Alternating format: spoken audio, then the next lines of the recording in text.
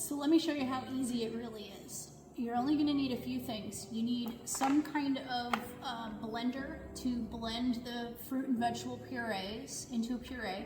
You're going to need some ice cube trays. They don't even have to be like normal ice cube trays, just any kind of tray. And you're going to need some freezer bags. Must be freezer bags. That way your food does not get freezer burnt in the freezer. So let me show you how easy it is. I'm going to start with an organic sweet potato. And you want to keep this environment fully hygienic and sanitary for your baby. So make sure that you wash whatever fruit or vegetable that you're using. And we're just going to peel it. Remember, don't throw away those peels. I have a video posted to my site about scrappy cooking and how you can repurpose things like vegetable peels that you would normally throw away. So don't throw them out.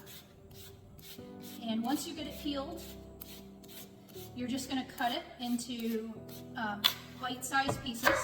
So even-sized pieces. This way they cook all at the same time together, okay? Sweet potato is a little hard to chop if you're not good with a knife, so just be very careful that you don't cut yourself. I'm gonna go ahead and cut it into these thick kind of rounds, and then cut each round into 6 pieces, okay? And into a pot. You want this pot to be a little bit on the small side. This way we don't have to add a whole lot of water to cover the vegetable.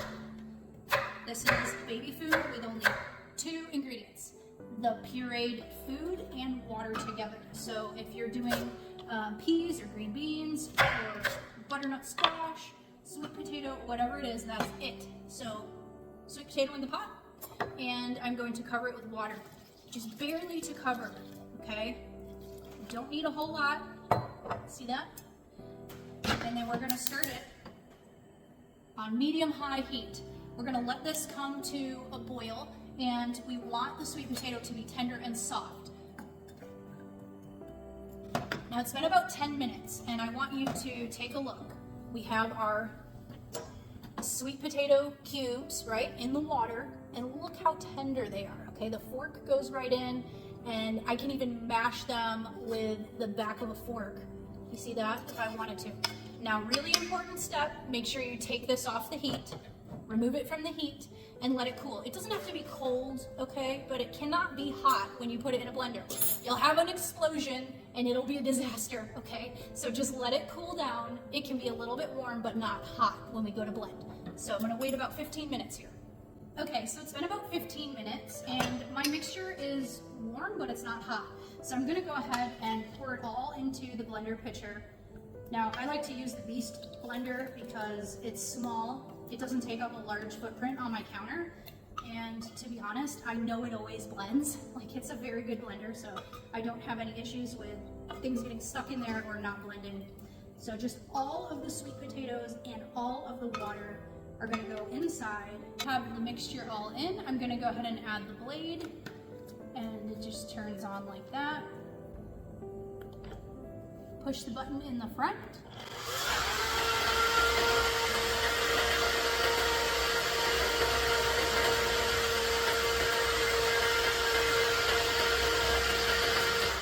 Now, with the Beast blender, it has a preset like run cycle where it runs for a certain amount of time, and it judges the consistency and texture, and it knows when to stop. However, if you have a very brand new baby that's trying food for the first time, you'll want to make sure that this is pureed very, very smooth with very few chunks or textures. Now, if your baby is older and sitting up on its own, like toddler phase, you may want some of that texture and chunkiness, so you may want to stop the cycle early. But basically, you blend it until smooth, and once you're done, if you're going to use it right away, you can pour it into some baby food jars. These are available online, and they're very, very cheap, and you can reuse these as many times as you need. They're about the same size as a store-bought jar, which makes it really convenient to know the quantity. Or you can pour it into your ice cube trays and then freeze it. Organic sweet potato puree with only 2 ingredients, the sweet potato and water, and you know exactly what's going in your baby's mouth. So I'm gonna go ahead and pour this into some of my ice cube trays. Now again, if you have a brand new baby that has started out eating first foods for the first time, you may not even want to fill the trays as, full cubes. because they may just need a little bit of a taste and you don't want to waste the food. If you have an older eater that you know exactly how much they're going to use, then go ahead and fill it up to the tippy top and get full-size cubes. We're going to fill the trays, pop it into the freezer, just like this in the tray, and let it freeze for a few hours. It'll probably take 4 to 6 hours because this mixture is still pretty warm, not hot but warm. And then we'll pop it out of the trays, put it into our freezer Ziploc bags, label them, and they'll be good to keep in the freezer for many months. So this is a really easy way to feed and make food for your baby. And what I used to do when my kids were little is I would buy each week one different food, okay? If you're starting out feeding your baby for the first time, you wanna make sure you introduce only one food at a time. Part of the problem with some of the store-bought baby foods is the majority of them are combinations of foods, and it makes it really difficult to track if your baby has a kind of reaction to it, either allergic reaction or a digestive reaction. So if your baby has loose stool or has trouble digesting that food, it may be that you introduced it too soon. So you want to kind of revert back and start again with the basics. And sweet potato, the reason I started with sweet potato is it's one of baby's first foods. It's something that's been approved by the American Academy of Pediatrics to be safe and digestible as one of baby's first foods. So I'm just filling the tray, kind of tapping it as I go. I'm trying to get really full cubes here, so I just want to make sure that it gets into every crevice, and just like that, it's perfect. So I'm going to go ahead and freeze this, and I'll show you what it looks like when it's done. So out of our one organic sweet potato, we ended up with all of this and a jar that I can use in the next couple days. So I froze the ice cubes and did some larger square ones, which is kind of at this phase like a double serving because my granddaughter is just starting her first foods, so she's not really eating much at all, just a little taste here and there. So go ahead and pop those out and put those into a baggie.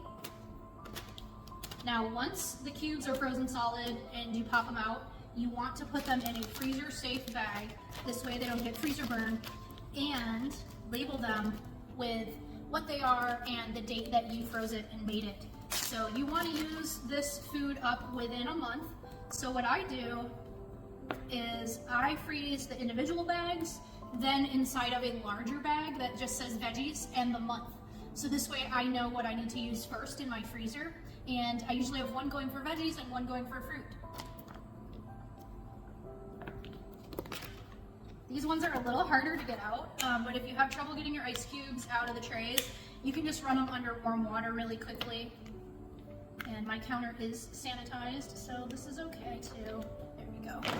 And I just thought that these shapes were also so cute. Like you could buy different kinds of cube trays, and toddlers would really get a kick out of that as well. So I'm gonna freeze all my stars and all my cubes of sweet potato, and I have 30 days to use them up from the freezer. So remember, again, one organic sweet potato, and it yielded me all of this, plus this jar. This is absolutely worth the money, and knowing what you put in your baby's mouth is absolutely priceless. So give it a try, super simple, just 2 ingredients, sweet potato and water.